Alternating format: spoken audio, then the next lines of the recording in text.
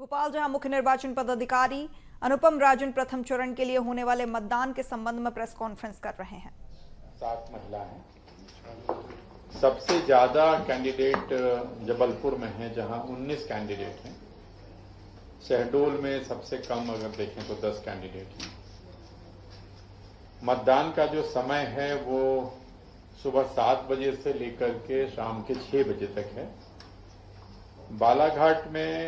बालाघाट की 3 विधानसभा क्षेत्रों में लांझी, बैहर और परसवाड़ा, जो LWE के हम मानते हैं, जहां नक्सल प्रभावित क्षेत्र कहते हैं, वहां पे जो मतदान का समय है वो 7 बजे से लेकर के शाम के 4 बजे तक है, ताकि पोलिंग पार्टीज को समय रहते वो मुख्य सड़क पे आ जाएं या जिला मुख्यालय पे आ जाएं जहां उनको जाना है। जो हमारे पोलिंग स्टेशन हैं फर्स्ट फेज में, उनकी कुल संख्या 13,588 है।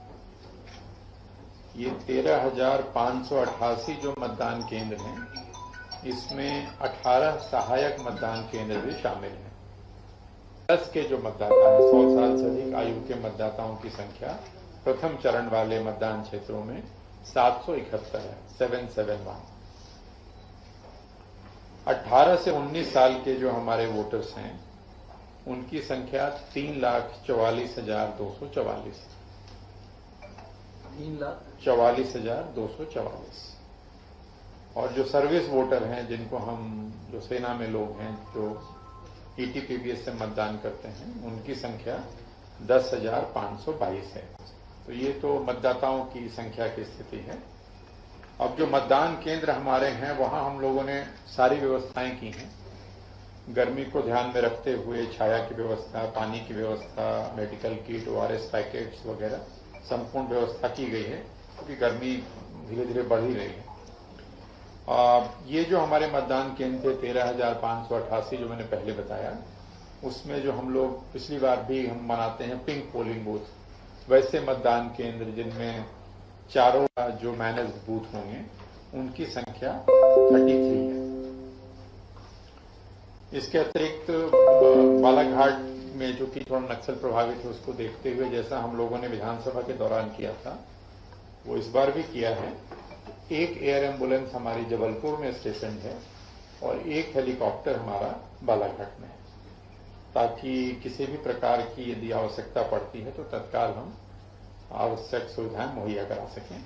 अपने यहाँ हेलीकॉप्टर से पार्टियों को ले जाने की आवश्यकता नहीं पड़ती, तो हेलीकॉप्टर हम लोग किसी प्रकार के रिलीफ और रेस्क्यू के लिए बालाघाट में रखते हैं और एयर एम्बुलेंस जबलपुर में रखते हैं।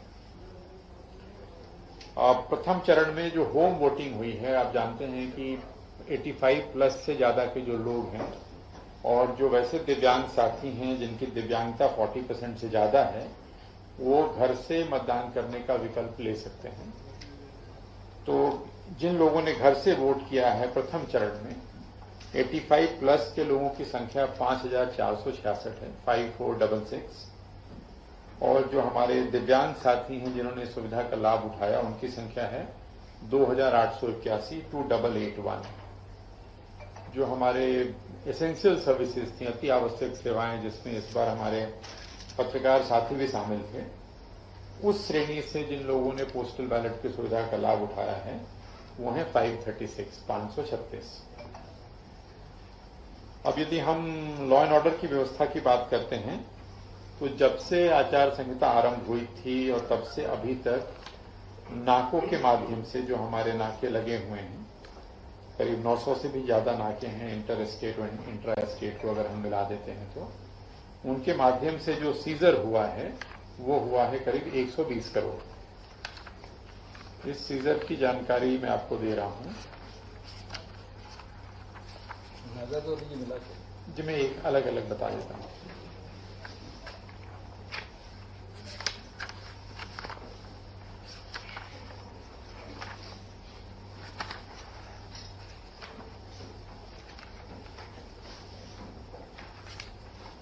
है क्या प्रबंध आपके पास?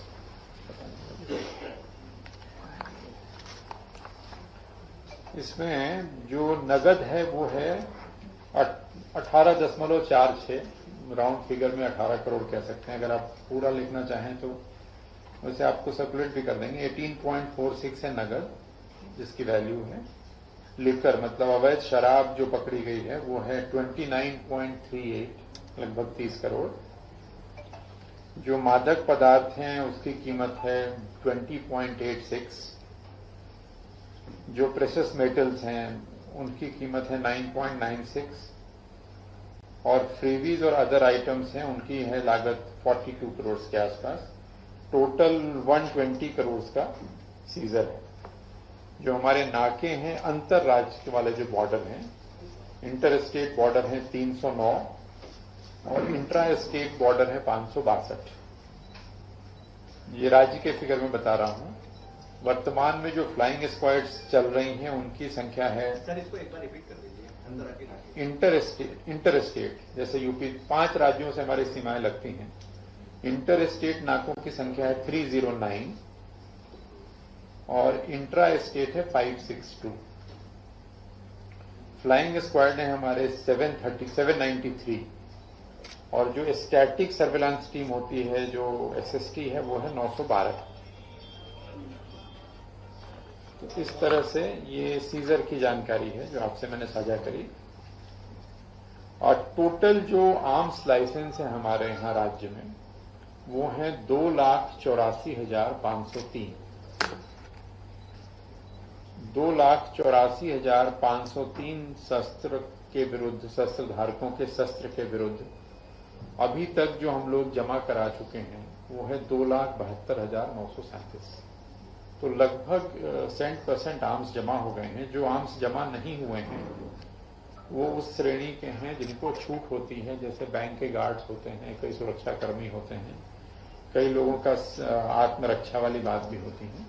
तो आर्म्स जमा कराने की कार्रवाई लगभग पूर्ण है। थोड़ी बहुत बची है, कुछ जिलों में 3rd या 4th फेज वाले होंगे, वहां भी चल रहा है।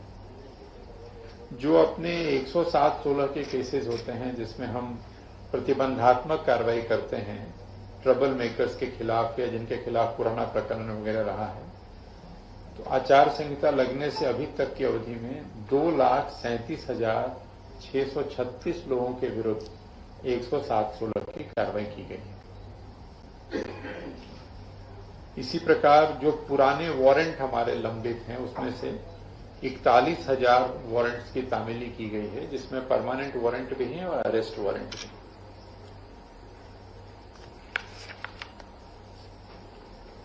आचार संहिता लगने के बाद से ही आप जानते हैं कि जो नारे या होर्डिंग्स वगैरह या उसको हटाने की, मिटाने की कार्रवाई की जाती है, पोस्टर बैनर हटाने की, वॉल राइटिंग मिटाने की, तो टोटल अभी तक 8,80,966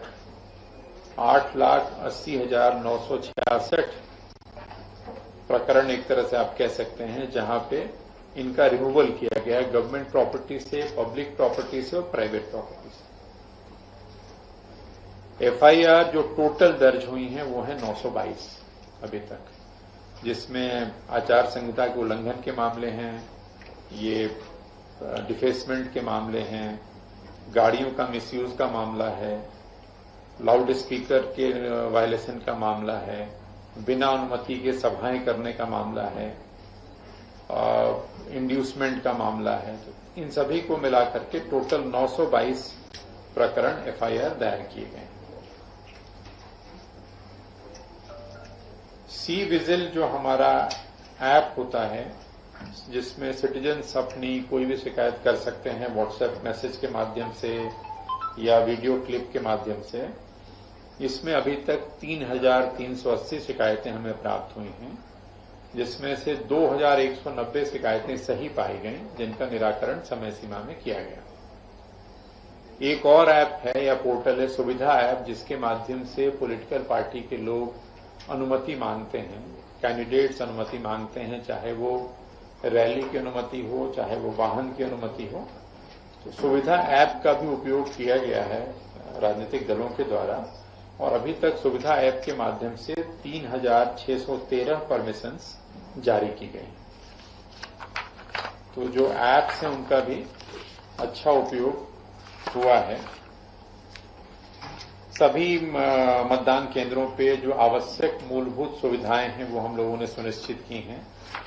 जिसमें रैंप है, व्हीलचेयर की व्यवस्था है, पीने के पानी की व्यवस्था, छाया की व्यवस्था आदि आदि। 1368 सेक्टर ऑफिसर्स हमारे प्रथम चरण के लिए काम कर रहे हैं। लगभग 10 मतदान केंद्रों पे एक सेक्टर ऑफिसर्स हैं जो लगातार उसमें भ्रमण करेंगे और प्रयास ये होता है कि आधे घंटे के अंदर वो हर मतदान केंद्र को एक बार टच करें। तो सेक्टर ऑफिसर की टीम चलती है, सेक्टर पुलिस की मोबाइल चलती है, सेंट्रल फोर्सेज हैं, सभी के माध्यम से प्रयास है कि पीसफुल मतदान, फ्री और फेयर मतदान सुनिश्चित किया जाए। वेबकास्टिंग एक बहुत इंपॉर्टेंट चीज है। आप जानते हैं कि मतदान केंद्रों पे हम लोग वेबकास्टिंग के माध्यम से उसकी स्ट्रीमिंग करते हैं, उसकी मॉनिटरिंग करते हैं। तो जैसा मैंने पहले बताया था कि कुल मतदान केंद्र 13,588 हैं। उन 13,588 मतदान केंद्रों में से 8,059 मतदान केंद्रों पर वेबकास्टिंग की व्यवस्था इस बार है। इस बार एक नई चीज और हम लोग कर रहे हैं कि कई मतदान केंद्रों पे अभी तक हम वेबकास्ट जो कैमरे थे हम अंदर लगाते थे, कई मतदान केंद्रों पे इस बार हम कैमरे बाहर भी लगा रहे हैं ताकि क्यू मैनेजमेंट में हमें आसानी हो। और ऐसे लोकेशन जहां 2 या 3 से ज्यादा मतदान केंद्र हैं वहां पे हम उसको ये भी देख सकें कि बाहर में कोई गलत या गड़बड़ी की आशंका है उसको समाप्त किया जा सके। जो हमारी एमसीएमसी कमेटी है जो राज्य स्तर पे भी है और जिला स्तर पे भी है, जिसके माध्यम से अभी तक 23 विज्ञापनों को प्रमाणित किया गया है। मतदान प्रतिशत की जानकारी के लिए अपना ऐप है, वोटर टर्नआउट ऐप, जिसके माध्यम से वोटिंग परसेंटेज की जानकारी लगातार मिलती रहेगी। आपके माध्यम से ये भी मैं बताना चाहूंगा कि